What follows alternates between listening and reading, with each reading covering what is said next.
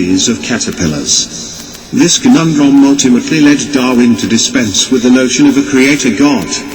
In reality, however, Adam, not the Almighty, bears culpability for the origin of moral and natural evil in the world. First, the Bible contends that sin entered the world through one man, and death through sin. Rom. 5:12. And as a result, the whole of creation was subjected to frustration and decay. See Rom. 8:19-23, cf. Gen. 1:29-30, 9:1-4, ps. 104 hours 19 minutes minus 28. Furthermore, the federal headship of Adam, Rom. 5:12-21, 1 Cor. 15:20-26, extends beyond humanity to all of God's creation. Even the ground was cursed as a direct result of Adam's rebellion.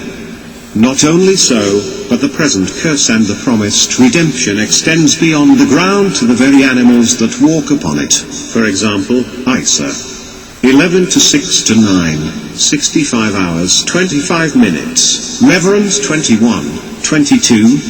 Finally, far from dispensing with God as a result of contemplating such natural horrors as a parasitic wasp, nature red in tooth and claw should have driven Darwin to contemplate the full consequences of alienation from God.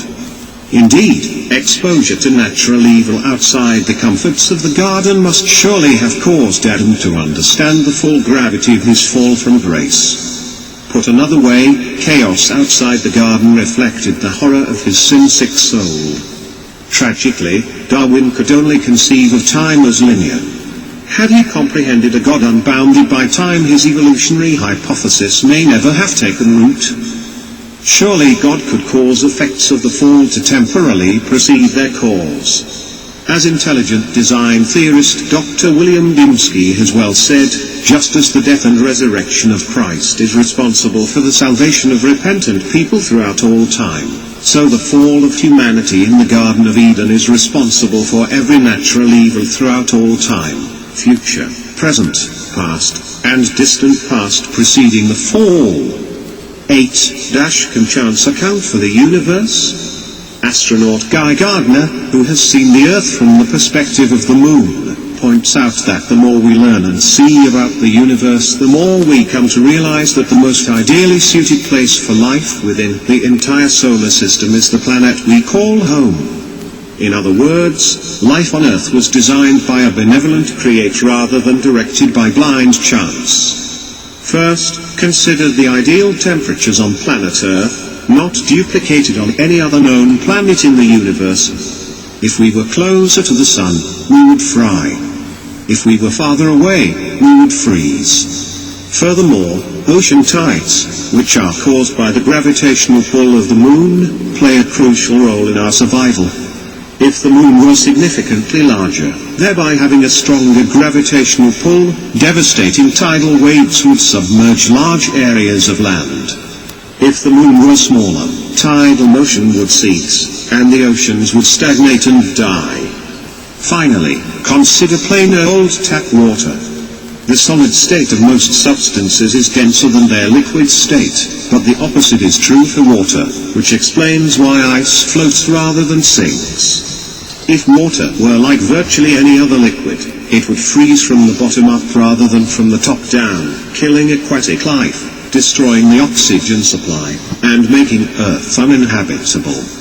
From the temperatures to the tides and the tap water, and myriad other characteristics that we so easily take for granted, the Earth is an unparalleled planetary masterpiece. Like Handel's Messiah or Da Vinci's Last Supper, it should never be carelessly pawned off as the result of blind evolutionary processes. Genesis 1:1 In the beginning, is intelligent design really science?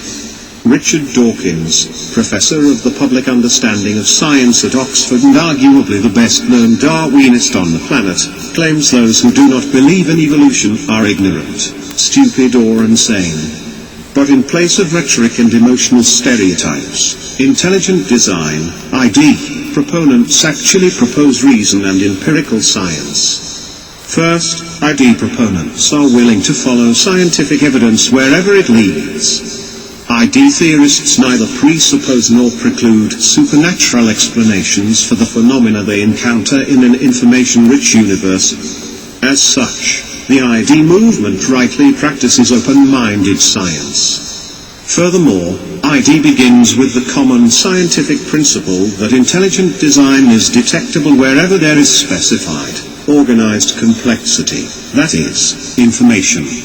This design principle is central to many scientific fields, including archaeology, forensic pathology, crime scene investigation, cryptology, and the search for extraterrestrial intelligence, SETI. When applied to information-rich DNA, irreducibly complex biochemical systems, the Cambrian explosion in the fossil record, as well as the fact that Earth is perfectly situated in the Milky Way for both life and scientific discovery, the existence of an intelligent designer is the most plausible scientific explanation. Finally, although its conclusions are not worldview neutral, ID lends no more support to Christian theism than Darwinian evolution lends to atheism. Thus, the appropriateness of ID for public education ought to be judged on the basis of the theory's explanatory power, not on its metaphysical implications. For further study, see William Dembski, The Design Revolution, Grand Rapids, IVP, 2004. See also Francis J. Beckwith, Intelligent Design in the Schools, Is It Constitutional? Face the facts about evolution. It's time to face the facts that fossil records are an embarrassment to evolutionists. But men are fiction, fraud, and fantasy. See Hans renders evolution not just improbable but also impossible. Empirical science supports the creation model for origins and militates against the theory of evolution. Fossil records. The next time you're confronted with someone who believes that the theory of evolution is a proven fact, ask him or her this simple question. With all the millions of fossils that have been found, some 60 million specimens in the British Museum of History alone, why is there not one single fossil find that indicates verifiable transition from one species to another? Darwin's entire theory rests on this supposed evolution of fish becoming reptiles, reptiles transitioning into birds, and apes becoming humans. And yet, 120 years after Darwin, it island common knowledge among paleontologists that transitions from one species to another do not exist. Yet the general public blithely accepts evolution as a fact. Even our universities teach the Darwinian theory as a proven fact of science. Ape men. Evolutionary theory predicts that scientists should be finding ample fossils of links between ape-like human ancestors and modern man. But even the scant examples for such links have been shown to be fiction, fraud, and fantasy. There was a Nebraska man found in 1922, a find based on the discovery of a single tooth. After much hoopla by evolutionists, the tooth turned out to be a pig's. There was Java man, Pithecanthropus erectus, based on a 19th century smattering of bone fragments, which was later discounted as a pre-human in a 342-page investigative report by a team of evolutionists. The 1912 Piltdown man fossils were shown to be a deliberate fraud after fooling a generation of scientists. The famed Peking man turned out to be nothing more than a monkey. And the even more famous Lucy fossil is, even according to many evolutionists, merely an ape. Chance replaces an intelligent designer if evolution is true. But how could chance account for the obvious organization of complex living systems? Especially when things of less complex organization, statues, buildings, computers, could never happen by chance. W.H. White and respected biochemists like Dr. Michael Bivley High University say that recent discoveries show living cells to be machines with billions of interactive parts that could never have arisen by chance or Darwinian evolution. Why does Dr. James Coppage, an expert in the science of statistical probability, calculate that the chance of forming even a single protein molecule from random processes, even in hundreds of millions of years, is an impossible one? Indiana 10161, 10 followed 161 zeros. Empirical science and reason undergird the creation model for origins and undermine the evolution model. Isn't evolution just another form of the scientifically discredited theory of spontaneous generation, which claimed that living matter springs mysteriously from non-organic matter? Doesn't evolution rest on the logically absurd notion that the universe created itself? That something comes from nothing? That effects have no original cause? Doesn't evolution violate the second law of thermodynamics, entropy, which says that everything generally runs from order to disorder and from complexity to decay? Why do living evolutions concede that species appear in the fossil record suddenly, and are not led up to by gradual transitional sequences? George Simpson, the major features of evolution? This is exactly what creationism would predict. Is the New World Translation of the Bible credible? Jehovah's Witnesses claim that the New World Translation, NWT, is the work of competent scholars. Conversely, they contend that other Bible translations are corrupted by religious traditions that are rooted in paganism. In reality, the NWT is the work of a Bible translation committee with no working knowledge of biblical languages. Their bias is so blatant that Dr. Bruce Metzger, professor of New Testament at Princeton, not only characterized the NWT as a frightful mistranslation but as erroneous, pernicious, and reprehensible. First, the NWT mistranslates the Greek scriptures in order to expunge the deity of Jesus Christ. Against all credible scholarship, Jesus is downgraded from God to a god in John 1 and demoted from the creator of all things to a mere creature who created all other things in Colossians 1. According to the Translation Committee of the Watchtower Society, Jesus was created by God as the Archangel Michael, during his earthly sojourn was merely human, and after his crucifixion was recreated an immaterial spirit creature. Furthermore, the Translation Committee has sought to conform the NWT to their religious traditions by replacing the cross of Christ with a torture stake. Matthew 10:38, for example, has been altered to read, "And whoever does not accept his torture stake and follow after me is not worthy of me."